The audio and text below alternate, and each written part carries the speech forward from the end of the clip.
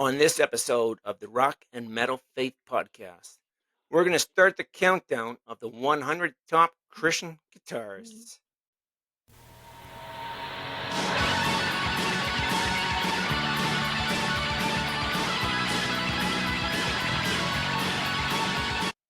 Hey everybody, Ken Tamplin here, and you are listening to Rock and Metal Faith Podcast. Whoa!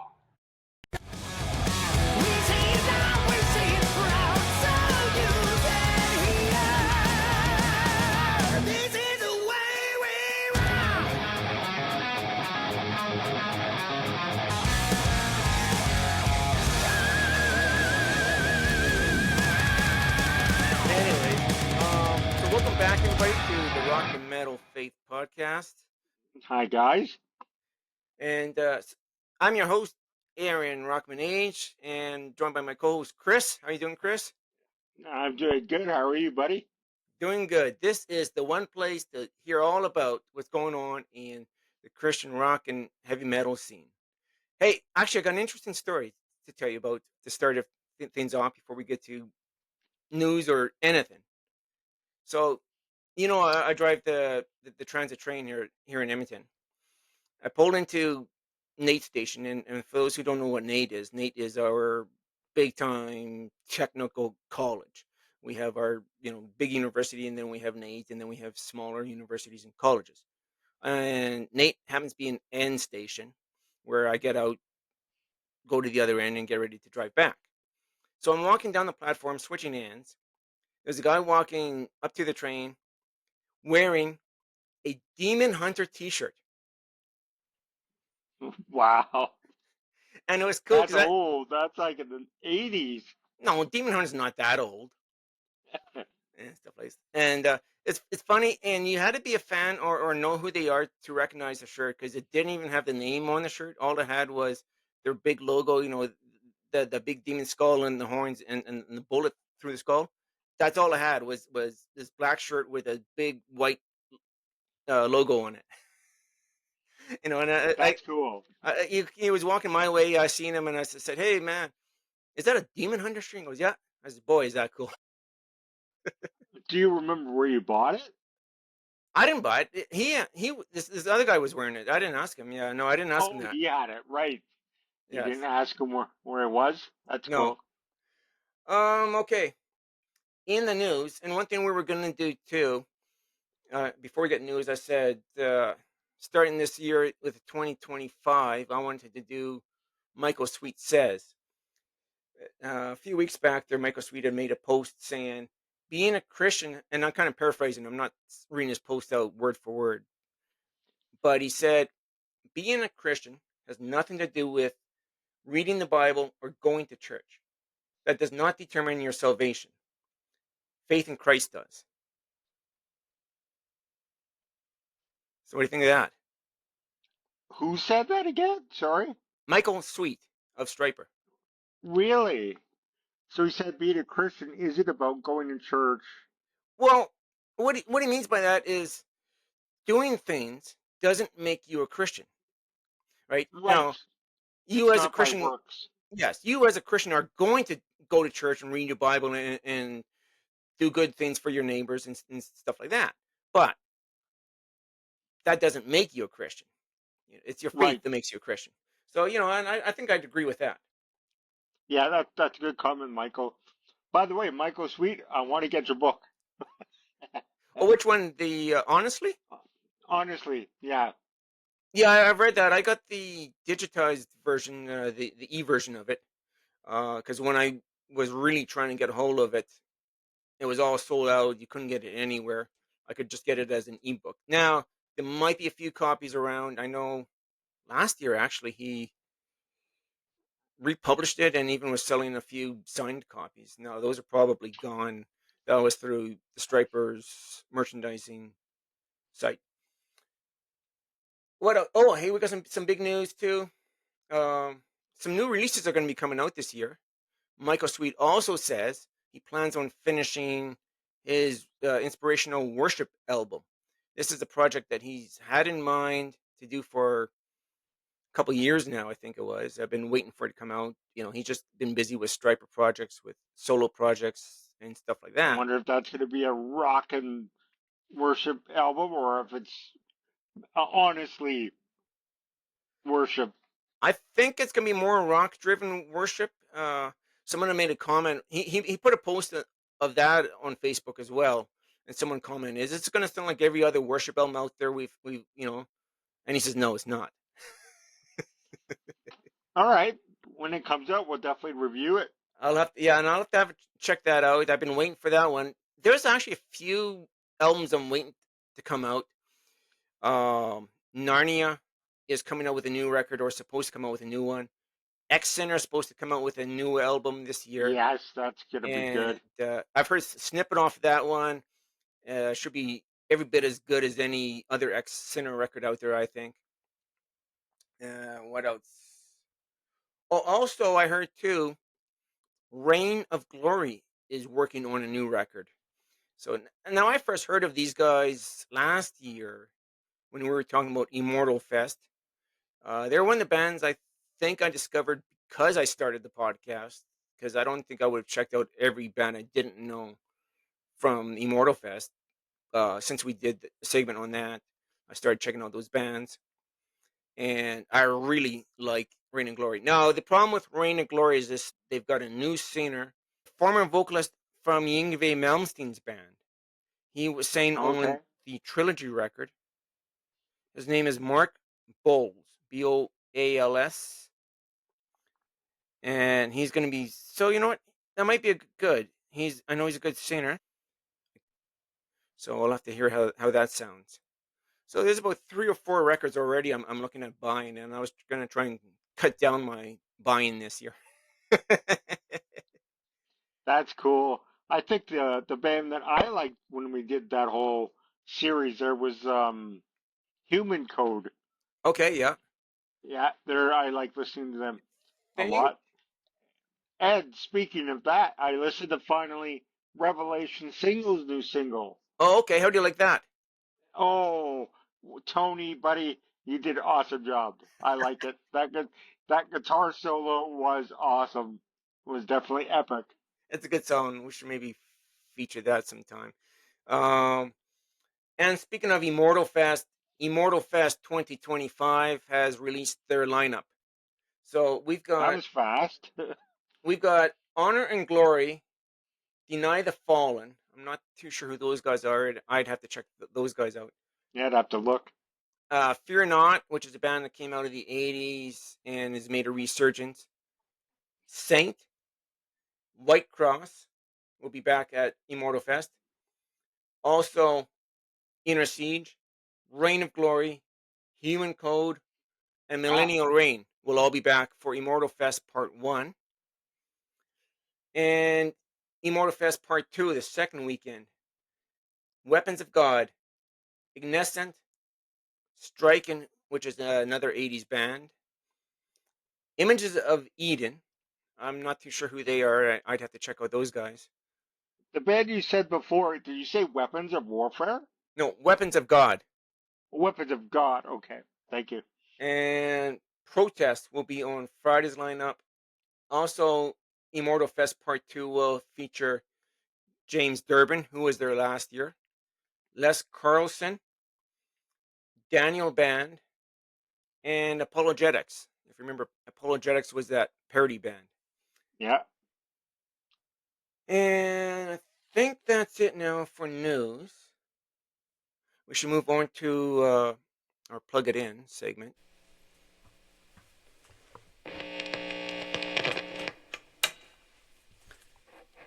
Time to plug it in and turn it up.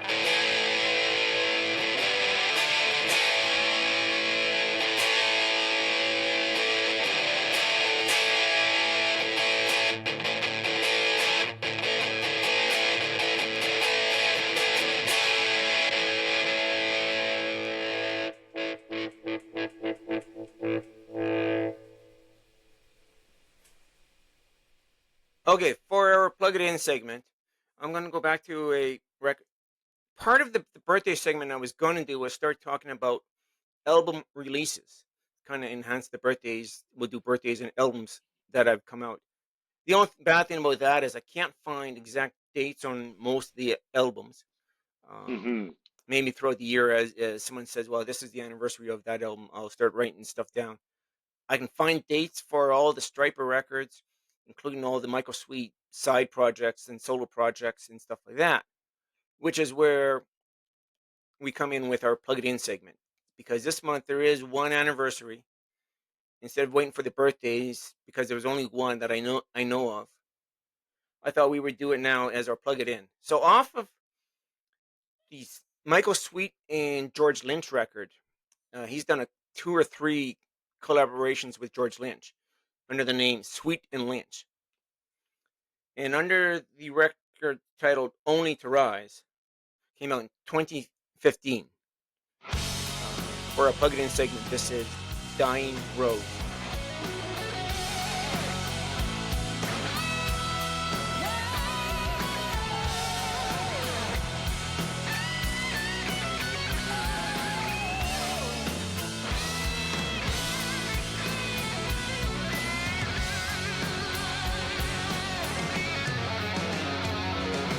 Somebody told me you've got to give in to get out. I've run the hard way, and that's something that I never doubt. Life is what you make it. It's all up to you. So they say, oh, if you get knocked down 7 times, you just have to get up 8. I'm not opening the broken doors. I'm not staring through the shattered window. I'm not falling through the open floors. I won't fade like a dying rose. Yeah, it's so easy to just lay down into the fall. Oh, but there's honor and glory in a written so black on the wall. There ain't no feeling like the one that you get when you succeed. Oh, if it feeds your spirit and shows you that faith is all that you need. I'm not opening the broken doors. I'm not staring through the shattered windows. I'm not falling through the open floors. I won't fade like a dying rose.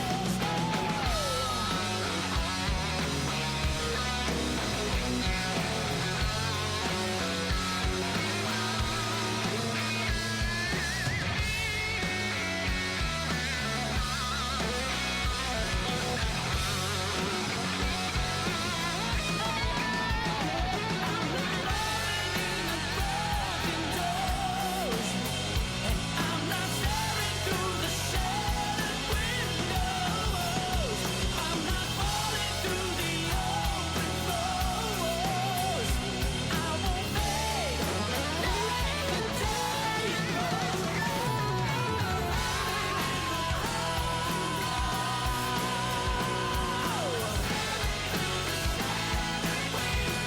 I'm not staring through the shattered windows.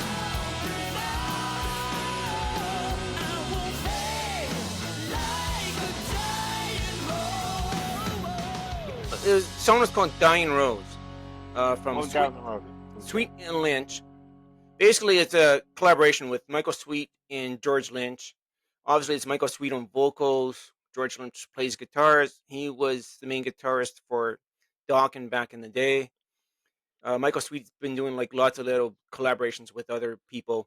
He even has one Hmm. with Tracy Guns under the name Sunbomb. Um, Is it still rumors right now with Michael Sweet and Ken Taplin? Do you know? I haven't even heard that rumor. So there you go. We can start more rumors if you want. Okay, because I thought last time we did a show, you said that they had just, or maybe Ken was it was it putting was it was Ken Tamplin and Rex Carroll we were talking about. Rex Carroll. Okay, sorry, I got that confused. But if that's a good idea, it's Michael Sweet Oh yeah. and Rex Carroll, that would be awesome. I don't know. I think that's all we need is more projects from Michael Sweet. I That's tell right. you, between That all the solo that records, all the Striper wow, records, and all his collaborations, I can't keep up. so much stuff. Yeah. Actually, which will bring us to something else. Throughout the year, we're not doing it today, but throughout the year, we've been doing, like I said, the Striper records. We'll have to talk about the Michael Sweet solo records as well. I think we might have to pick and choose some of those ones because I haven't kept up with all of Michael Sweet's solo records, but I've got some of them which are pretty good. So we might have to introduce people to those. Oh, I Anyways, can't remember which one I bought, but it was wow. probably I mean, that he's first one. songwriting. I think I might have had the first one too, but he is so talented. I mean, and he's a great guitarist. I mean, he could really do it. He could play and sing. Oh yes, which will actually gets into today's main topic: the 100 greatest Christian rock guitarists. Although we're not talking about all 100 today. Oh. And I don't know any of them, and that's okay. Well, I'm sure as we get down the list, I only gave you the first section of the list. I'm sure as we get down the list, you'll definitely recognize some of them.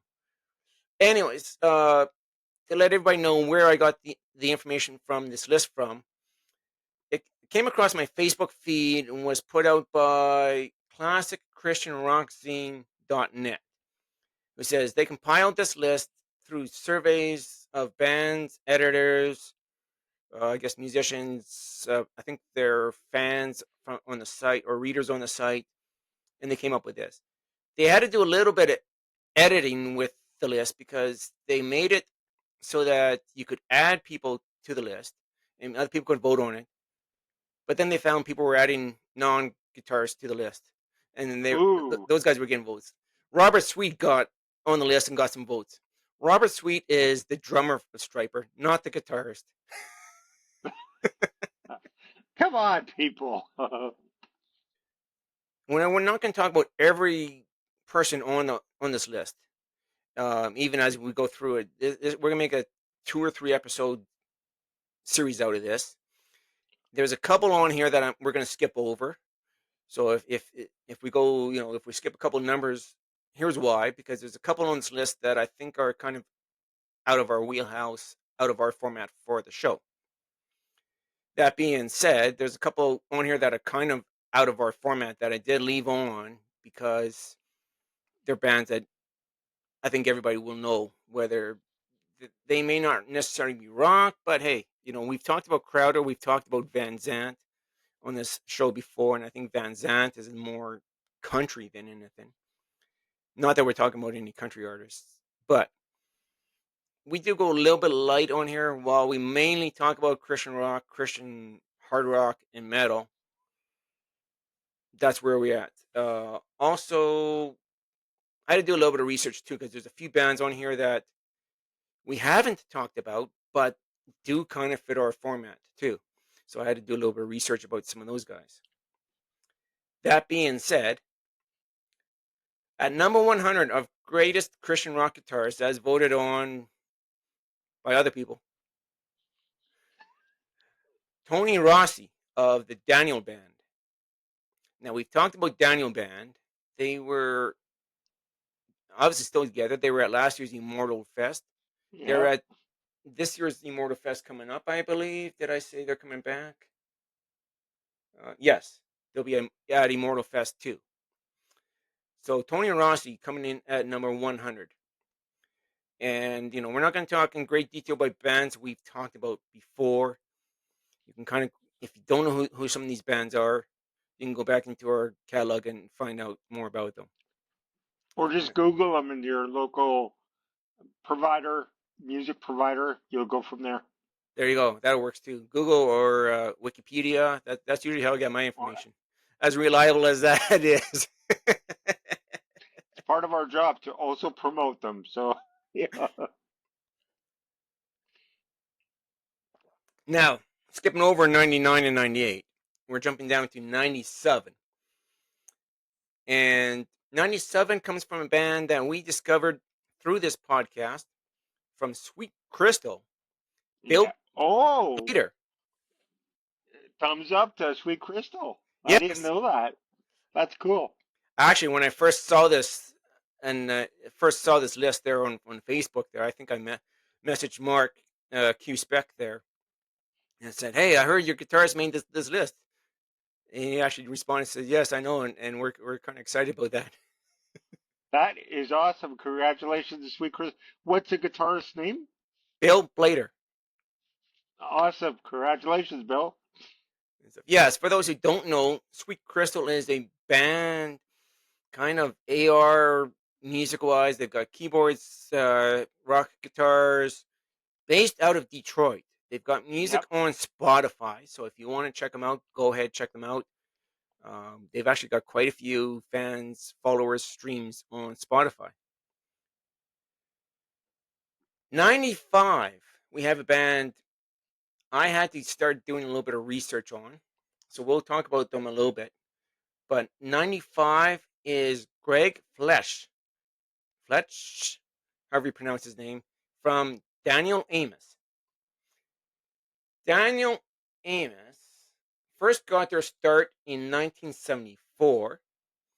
Greg Fletch came in 1984. So 10 years after the band started, he came in. The band themselves musically are kind of all over the musical roadmap, playing everything from early country rock, country-ish, to Christian rock, like early Petra, to rock. And the later days, they got a little more rock. I'm guessing that might be Greg's influence, but that's it.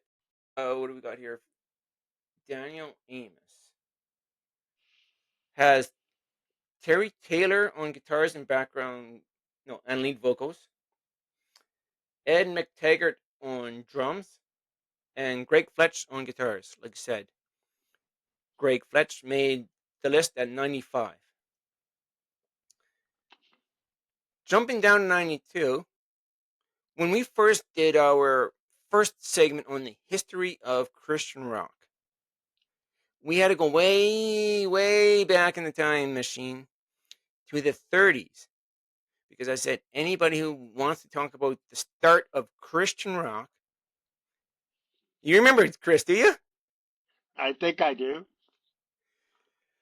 Anybody who wants to, talk about the start of Christian rock really should look into Sister Rosetta Tharpe. We did a little bit of segment on her way back, like I said, history part one, before we talked about the 70s and some of the bands from the 70s. Sister Rosetta Tharpe there was really one of the first to bring gospel music to the forefront, bring gospel rock and roll to the forefront type of thing. Even played on a Gibson, like electric Gibson too, type of thing. So made her mark there and very influential. Number 90. We're going a little heavier from the 30s to the thrash scene. Jason Truby, who has played with Living Sacrifice and POD and stuff. I'm not much of a Living Sacrifice fan, and I'm not much of a POD. I kind of respect what those bands have done. Yeah. I think I used to have one tape of Living Sacrifice for a while. They were, wow. It's I funny. I didn't remember. listen to them for very long. They were just a little bit, and that's okay, right? They were just a little bit too heavy for me. Well, I think Living Sacrifice weren't the first thrash band. I think they were in the beginning, though. We had Vengeance, we had Deliverance and then I think Living Sacrifice came along soon after that. Oh, okay. We will eventually, part of our history segments or series, get to the history of thrash, and we'll do a little more about that. I'll have to do a little Right. more research on that, decide when we're going to do that too. Trying to put a few irons in the fire and see if I can do anything special for that. Oh, that sounded really, that fit perfectly, Aaron. Couple pigs into the fire. That was a good little. That fit. That fit. That was good. Especially when talking thrash, right? Yeah. All right, who we got next? Next was another band. Actually, they're kind of well known, but not so well known by myself. From David and the Giants, David Huff at number 89. Know anything about David and the Giants? Nope. Okay, David and the Giants was basically one of those family bands, a band of brothers, basically the Huff brothers, Claiborne Huff on bass, Rayborn Huff on keyboards, the one non-brother, Keith Thibodeau, on drums, and then David Huff on guitar. So David Huff comes in at number 89 on our list. They started out as a non-Christian band, formed in the 60s, and became Christians, and then the Christian band in 1977. I Oh, listened to a little bit of them. I would rate them kind of like early Petra, like the music that I was listening to when I was listening to them on shuffle random. that would be what. That would be why I didn't hear about them. Yeah, that was. Yeah, I'll have to look at all these bands later. Yeah, their music sounds a lot like early Petra. You know, the first two, three, four Petra type records. Well, I think once No, Petra came along, everybody kind of like, went away. well, David and the Giants, I think, has been going steadily throughout the years, from what I can gather. It's, you know what? If we got listeners out there who know much about David and the Giants, maybe leave a review, leave a comment. Let us know what your favorite David and the Giants song is. Y- Yeah, leave us a single. If anybody knows them, give them a heads up. We'd love to talk to them, find out what they're all about. All right. You know what? Maybe I should just go ahead and play this before you introduce the guitarist.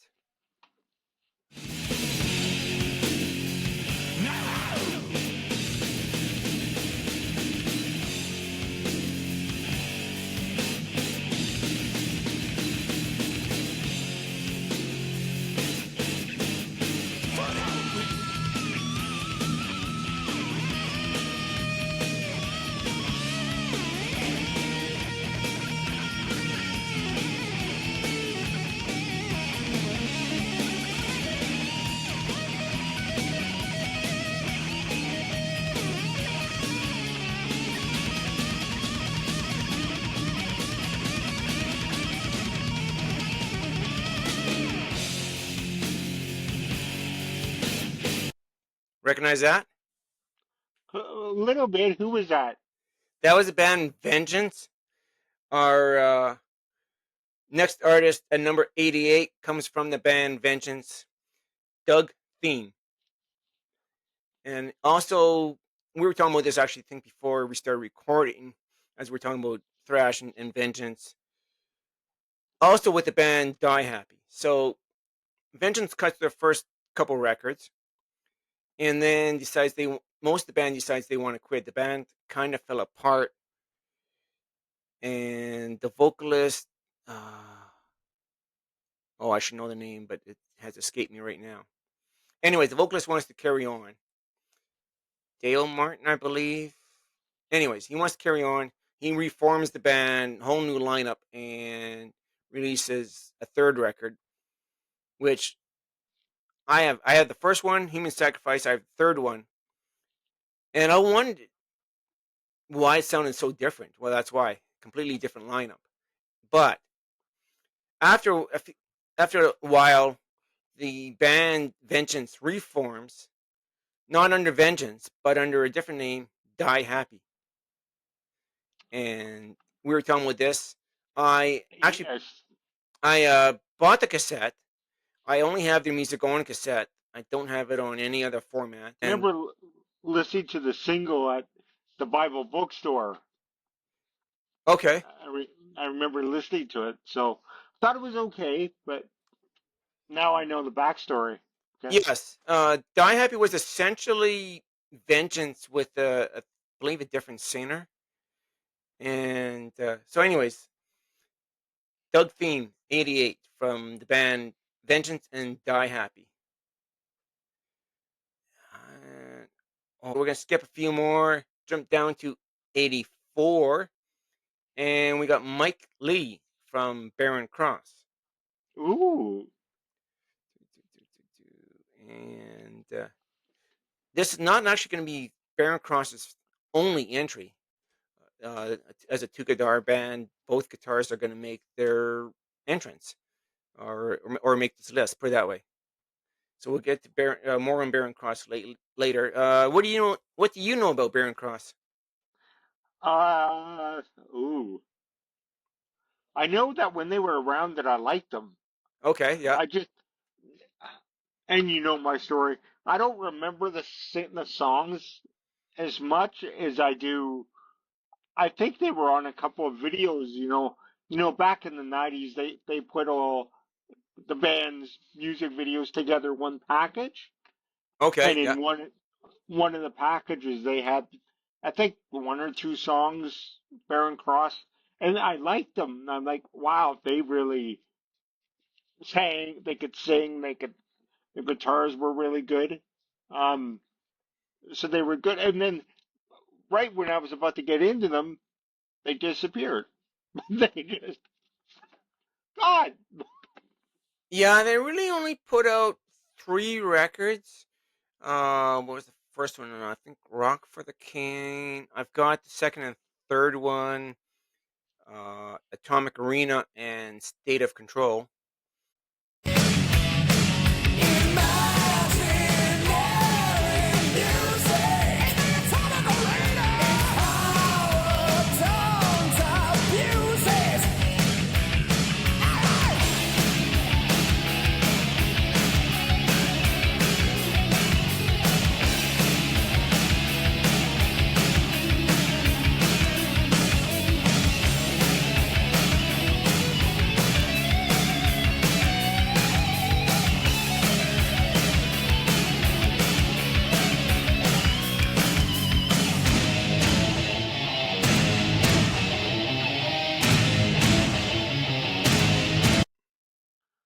All Are right. they still?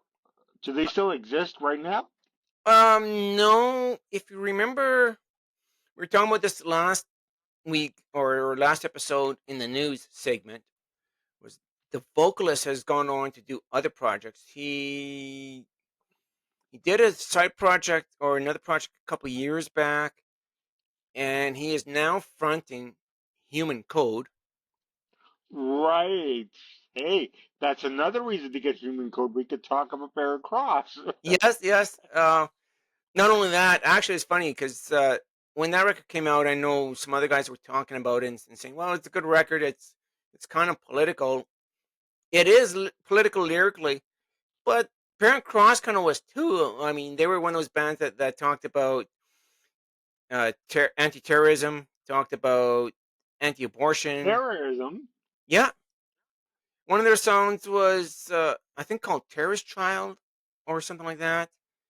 I'd have to look up their song list again, but I know a couple of their songs were about terrorism and anti-terrorists. They had a song anti-abortion, I know, and that was a topic for a lot of bands. A lot of bands thought the need to write an anti-abortion song back So in it the was day. probably too political for the label. Hmm.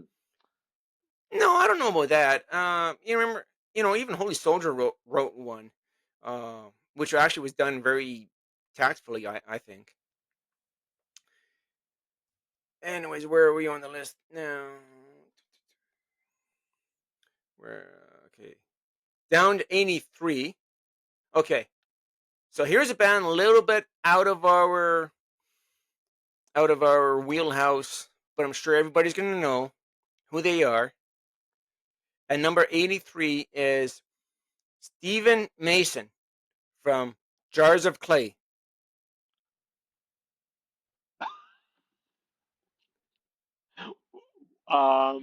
We both don't have a comment about Jars of Clay. I'll Well, tell you. I was waiting for you to comment. I was waiting for you to Oh, comment. okay. You're the host. Well, yes. You're the co-host. You can also say something too. uh, Anyways, I'm sure you know who Jars of Clay is. I don't need to go into them too much. they exist. Okay. You know what? I can't think of. I don't think I've ever really listened to Jars of Clay. Great. Now I'm going to. Thanks, Aaron. Okay, well, they did have that one song, and I still like that one song on there. It's called "Flood." I haven't, I don't have that queued up, ready to go. But No, oh, you don't want me to play it? You want me to find it and queue it up? you could. It would broaden our audience. That would be good. We've been talking about Um, vengeance, die happy, living sacrifice, and now we're talking about jars of clay. when if we get into Stephen Curtis Chapman, we have a problem. Okay. No, no, Steve. I mean, wait, wait. Didn't we talk about him? Didn't we talk about him on the Halloween episode? Who? No. Who? No, that was Carmen. We talked about. Yeah, we talked about Carmen. Yeah, we. That's right. To our audience, we have boundaries. Okay. Yes. We might mention birthdays, but otherwise, no mention of Michael W. Smith and You no mean Stephen Curtis Chapman. we can't talk about my place in this world? Come on, it's such a good song. Anyways, back to Stone Flood. Actually, you know what though? Back to Jars of Clay. I did buy their first album on cassette when it came out. It was at the time it was different than when it was coming out. It was nice and refreshing because it wasn't the same old, same old. It was something different. But you know, I never got into them. I think I did see Jars of Clay. I think it was Jars of Clay and DC Talk. Makes sense. It was probably with DC Talk, I would think. That's usually, yeah. Not bad. Again, they're a little lighter than who we normally want to talk about. We're not gonna do an in-depth review of Jars of Clay, talk about any of their albums or anything like that. Talking about DC Talk, actually, when I saw Petra in concert this last time, the In opening Calgary? band, yeah, in Calgary or Cochrane, there just outside of Calgary. The opening band played a lot of original music, but finished their set with a cover of Jesus Freak. Yeah, I knew it. I knew you would say that. I knew you would say that. They were Anyway, talking about Jesus Freak the other day on one of the podcasts I was listening to. I forget what it was called. And I think they had Toby on there. okay. And they were talking about how other bands have come along now and they've taken that song and some of them have twisted it. No hard band have done it yet, but Toby's open to that Hmm. where they would make it harder. So I thought, hey, White Cross, come on. I think that they would nail that. I think we need a thrash version of Jesus Freak. Yes, that would be awesome. I mean, um, the song itself was good right, for DC Talk, yeah, right? But that was a big song. That got people who don't normally listen to DC Talk. I think listen to that song. it was huge back in the day. All right, I let's mean, move on. Let's move on back to the rock scene. Coming in at 92 from the band Whiteheart, Brian oh, Wooten is another band we'll have to do an episode on. yeah, A little definitely. light, but I Some of the mean, stuff was pretty rocking. yeah, We tried to do a segment on DeGarmo and Key, and that got mixed in with some other topics.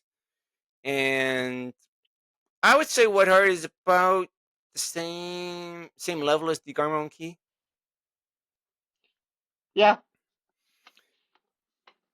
I, Too bad they kind of dwindled out and I haven't heard anything new from them in No, 20, 25, and I think 25 years.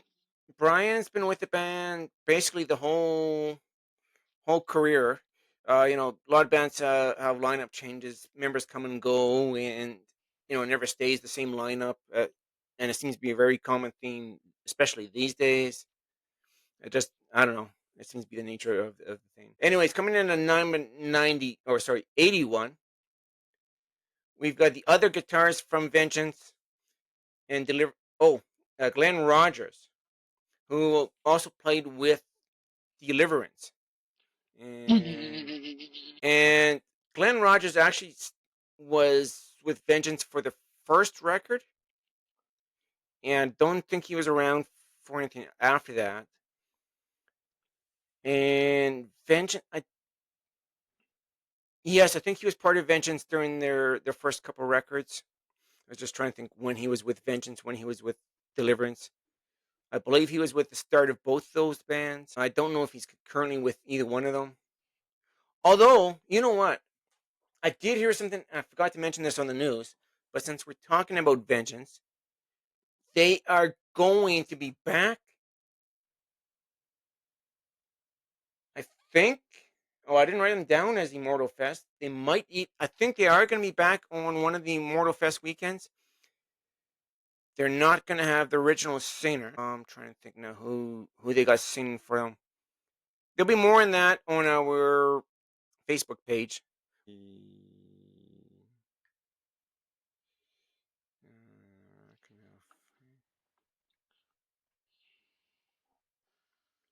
If I come across what's going on with Vengeance, I will share that to the Facebook page. So for those of you just tuning in for the first time, we do have a Facebook page. We got a Facebook group page as well. That got started first before the main page. But we have an Yes, account on Facebook. join our group, say hi, tell us what's up. We've also got Instagram. We're on all the medias. Uh, you can also leave comments through our email. I'll leave links in the show notes as well. So yeah, get a hold of us. Let us know what you think, what you didn't like, what you did like. We'd like to hear from you. Anyways, yes, Vengeance is going to be back. Uh, Playing, and I do think there are going to be Immortalfest, although I didn't have that written down, but that might have been a new update since I first heard who was going to be at Immortalfest. What else we got? Number 79, another old time guitarist, Greg Howe, who was one of the original founding members of Petra, one of the original guitarists from Petra. Now, Oh, was Bob Hartman on that list too? he will be later. Oh, okay. We're only on 81, remember. I think Bob Hartman ranks a lot higher than 81. Yeah. I'm sure he's going to be here somewhere. What I found too is going through this list. The first part of it is going to be guys that maybe aren't as recognizable as guys high up on the list. Put it that way. As we get through the list and in a couple episodes into it, we're going to find out. We're going to find out guys are much more recognizable. At number 78, we've got Mark Farner, who was of the band Grand Funk. Now, Grand Funk is not a Christian band, but when we did our episode of Christians in non-Christian bands, we found out that Mark Farner was or became a Christian long after Grand Funk had their heyday. So most people will recognize Grand Funk from We're an American Band. There was another big song on theirs too. But anyways, long after all their hits, Mark Farner became a Christian. And we did talk about him a little bit on that episode of Christians in non-Christian bands. Number 75 is our first Swedish guitarist. I think our first one. Bjorn Stigson from the band Leviticus. Okay. European out of Sweden.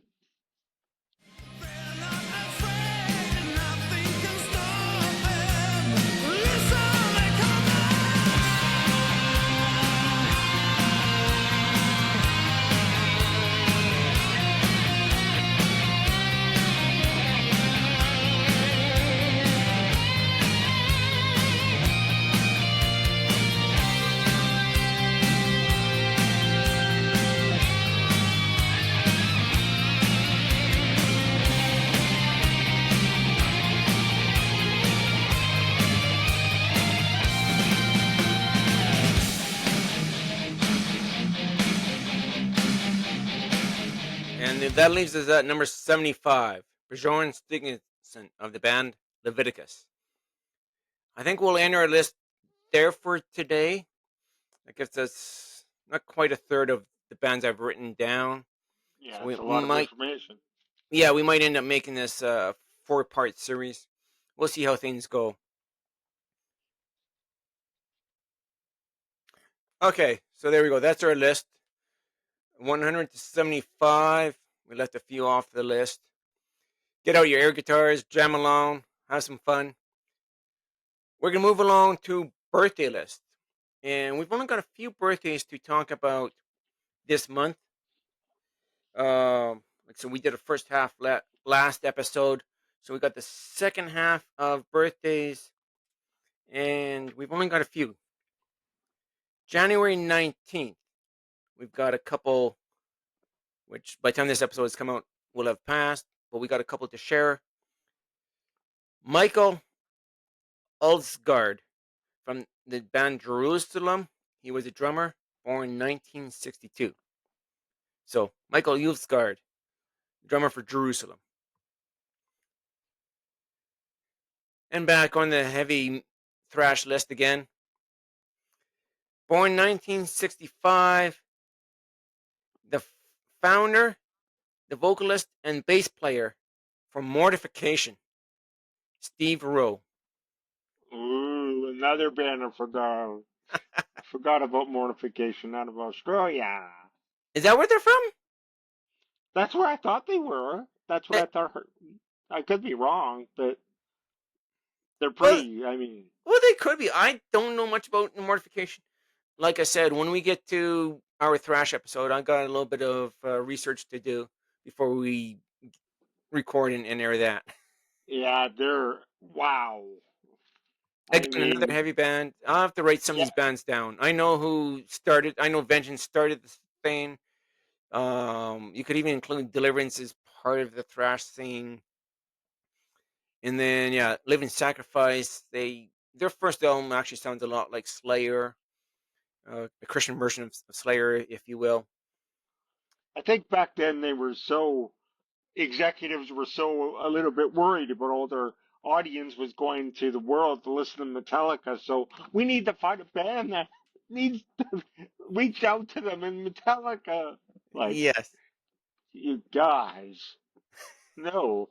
They should have just found someone, a good band, you know, pump them through, promote them, stick with them, and I think that would have helped them a lot. Instead, no, let's release 10 of them at one time.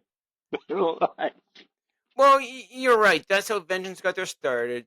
Uh, they saw a need for that kind of band, Christian band, in the scene, and got put together and sent out.